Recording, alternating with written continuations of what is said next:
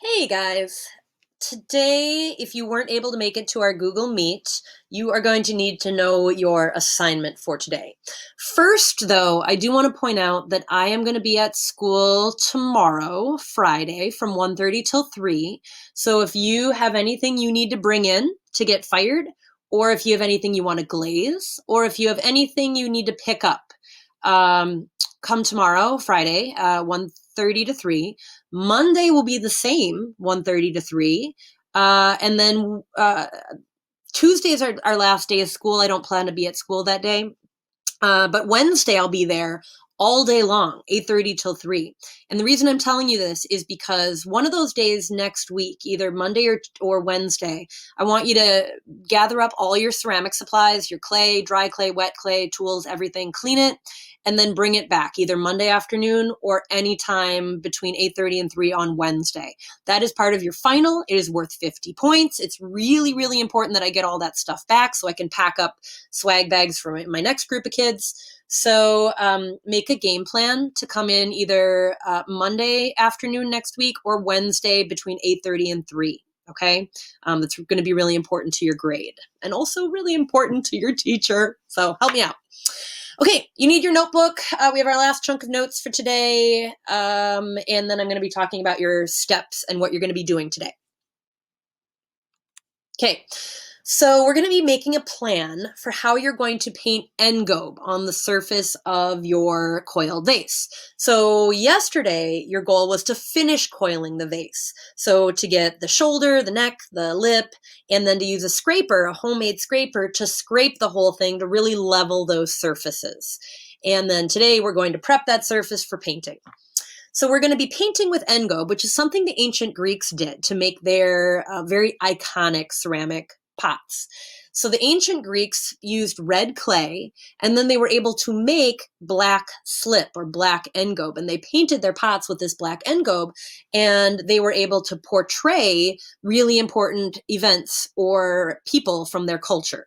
So the first pot on the left is a style of Greek pottery we would call black on red pottery, because the red was the color of the clay, and they used the black engobe to paint the figures on the red background. So here we see it's either a battle scene or it's something from maybe the early Olympics, like a race on the surface of that pot, chronicling that moment in history, in Greek history. The middle pot is what we would call red on black. And red on black means we're seeing red, the red color of the clay, but this time the figures are red, not the background red, the figures are red. So they learned how to paint negative space. They learned how to paint black around the important parts, around the figures, and they let the figures themselves be the red color of the clay. So that was actually really sophisticated for the time, using that negative space to create their designs. So it was red figures on a black background. The third vase you see, the one on the far right, was what we would call a white figure pottery. So as you've learned already, porcelain, which is really bright white clay, was incredibly rare and incredibly expensive. But the ancient Greeks were able to do some trading with China. As trade routes kind of improved through history. And when they were able to get some white porcelain, they saved it. They really rationed it. So they would only paint the most important figures on their pottery with this white engobe that they could make from their white porcelain. So that is white figure pottery, and that is kind of the most modern of the ancient Greek vases you see here. Incidentally, I should say that you do not have to take notes on this part. I really should have said that before you started. Sorry. This is the part you do have to take attendance on. So pause here as long as needed to write this in your notebook. So your first term is aesthetic. Aesthetic is a theme or overall look to a work of art that provides consistency and unity to that piece. Your aesthetic on your vase excuse me, should be something you consider to be the most interesting or beautiful to you. So what you consider to be really beautiful or interesting could be completely different than what I consider to be beautiful and interesting. Maybe you really like the graffiti style of art. Maybe you really like very minimal, simplistic art. Maybe you really like really loud and bright and kind of psychedelic tie-dye kind of style of art. It's really up to everyone's personal taste, what kind of aesthetics you like. And aesthetic really applies to all aspects of our life. Like how you dress is an aesthetic choice that you make based on what you consider to be interesting or beautiful. How you style your hair is an aesthetic choice. So I'm asking you to make an aesthetic choice about your vase that you've created, trying to decide what kind of design do you feel like is going to fit your own personal aesthetic. And again, that is entirely up to you. Second term is repetition. Repetition is using a design element many times in order to create a sense of unity and balance. So that means if you want to have a design that uses dots, put dots over the whole thing. So there's repetition. That way it's going to tie everything together and make it look nice and unified, nice and harmonious. Term number 3 is unity. Unity is using the same design element or color or pattern to create a sense of harmony and matching across all surfaces.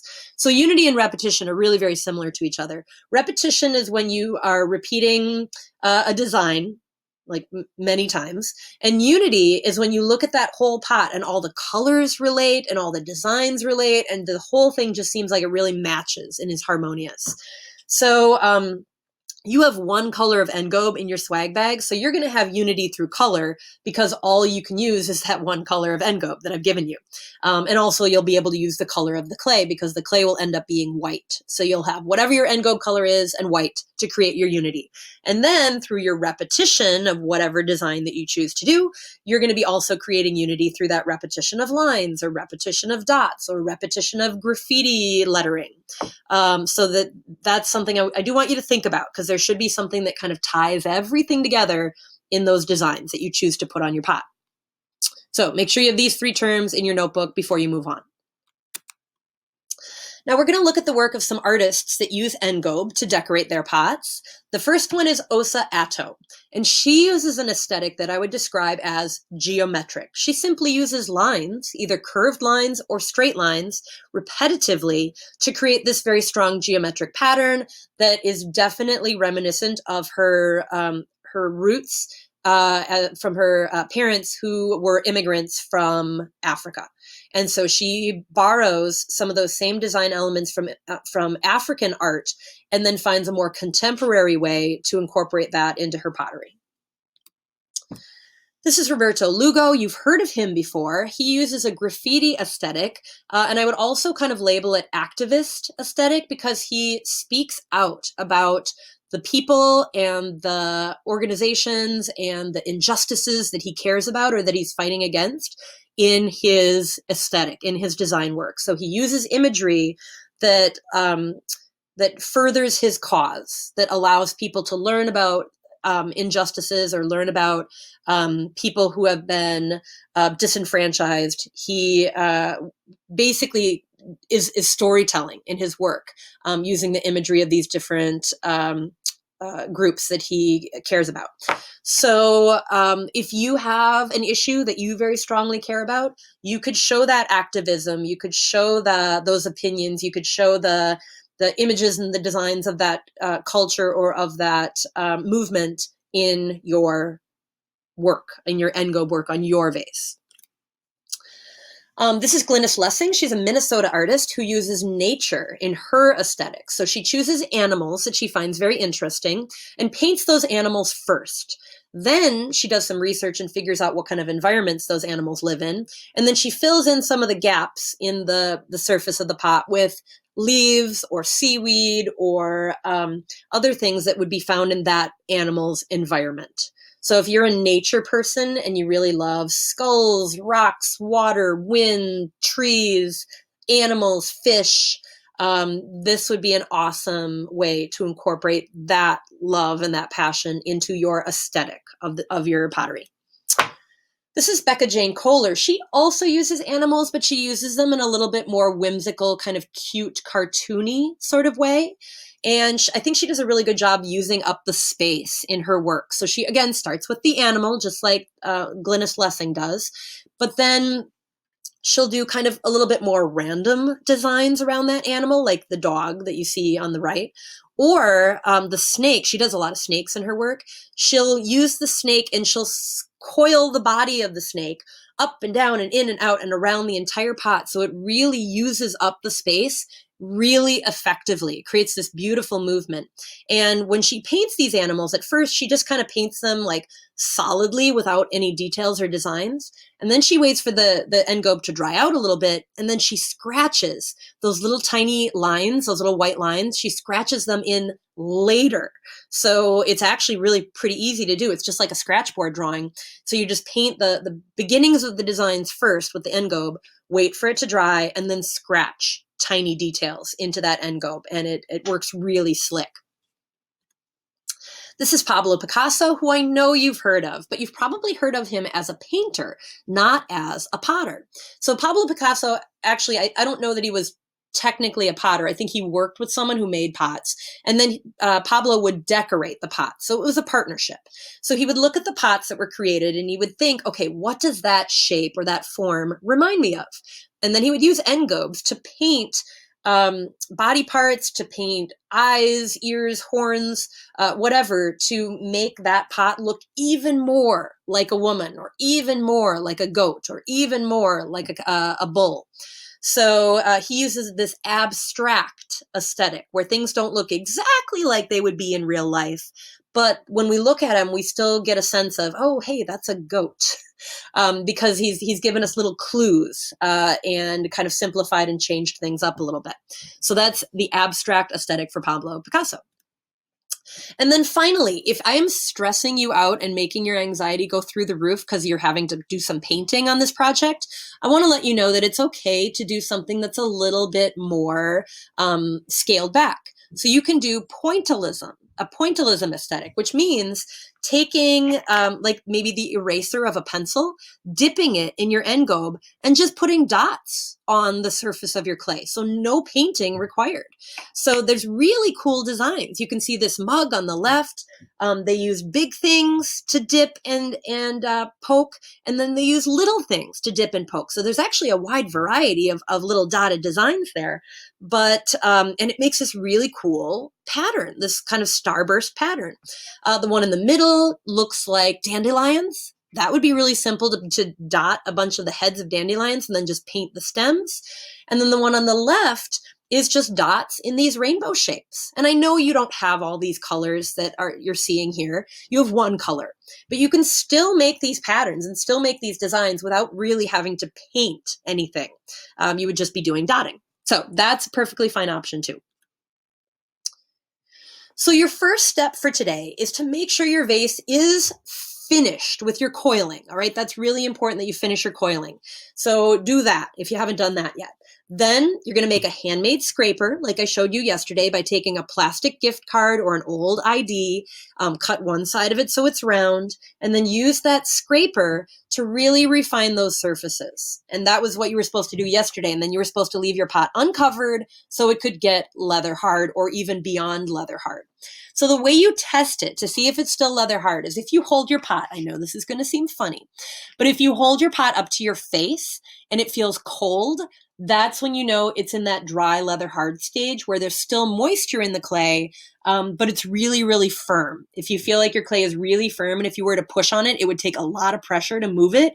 That's what we want. We want dry leather hard because leather hard is kind of a spectrum. So we want dry leather hard for you to be able to do the steps today. Then when you're sure that it's dry leather hard, and if it's not, take a hairdryer to it or put it in front of a fan. But when it is dry leather hard, get your sponge, get it wet, and then smooth the entire thing. And the reason you need it to be dry leather hard before you smooth it is if there's a lot of water in your clay and then you add more water with your wet sponge, it's just going to totally make your pot sag and fall apart. So we need to make sure it's strong before we rehydrate it by smoothing it all with a wet sponge, and then we have to let it get leather hard again. So 30 to 45 minutes after you've smoothed it, leave it uncovered, let it get dry leather hard again for the next step. So while your pot is out drying after you've smoothed it, I want you to sketch full size in your notebook. Sketch what your vase looks like, and then sketch your plans for what your designs are going to look like. I know you kind of did this when you did the small sketches, but now I want you to really hone in on what you're going to do. And maybe you're going to change your idea based on what I just showed you in the PowerPoint. So sketch that out full size. That will be part of what you take a picture of today for your assignment. Then come back to your vase when it truly is dry leather hard. Okay, it can't be soft or squishy at all. So this could be maybe in an hour you would come back. Get an old towel and lay your project down on its side so it's not going to roll around and it's not going to get flattened on the backside. You want it to be cushioned. So lay it on its side and then use a pencil to lightly draw your plan for your design on the surface of the clay. Don't let the pencil carve into the clay. We don't want any trenches or lines actually carved in. We just want those lines lightly drawn on the surface. So when you start painting tomorrow, you have a framework for where your designs are going to go. Then your assignment for today is to snap a picture of your vase with the pencil drawing on it, and also have in the picture your notebook drawing. So I can see both of them clearly in the picture. Then I want you to just loosely wrap up your project, just kind of drape a bag over the top, because the top part of your pot is going to dry out the quickest. So just loosely drape it over the top, but let it be open at the bottom so a lot of air can still get to it and it can stay or get dry leather hard for tomorrow. Now, if you're really, really excited to get painting, you can start painting today. You have your engobe, you're ready to go, but you do not have to start painting today. You could wait till tomorrow, because tomorrow I'm going to talk about and demo that painting process. But if you are really excited to get started, you certainly can. But this photo of the drawn-on pot and the drawn-on notebook is as far as you have to go for today. So that is what I want you to accomplish. It is due by 10 p.m. tonight. Get yourself to a point where you are able to move on, and then keep your clay in that stage for tomorrow so we can start painting. All right? Good luck, and just send me a message if you have any questions.